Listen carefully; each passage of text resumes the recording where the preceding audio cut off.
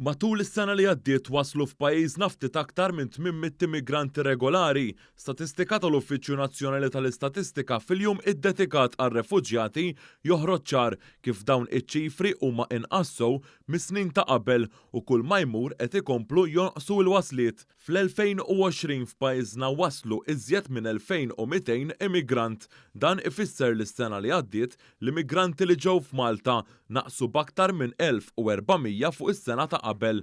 Iċ-ċifri tas-sena l-oħra huma ferm inqas mill-immigranti li waslu f'pajjiżna fl-2019 hekk kif id-differenza hija ta' aktar minn 2500 immigrant. Anke in-numru ta' dgħajjes bl-immigranti naqsu sew is-sena li għaddiet. Fl-2019 ġew 43 dgħajsa, sena wara daħlu 29 dgħajsa, waqt li s-sena li għaddiet ġew 17 il-dgħajsa.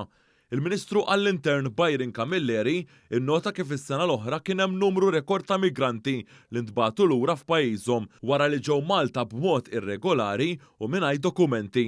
Fil-fatt fl-2021 aktar minn 400 immigrant intbagħtu lura lejn pajjiżhom. Fl-aħħar snin għamilna bidliet kbar fejn tidħol il-politika tal-Gvern fuq l-immigrazzjoni irregolari.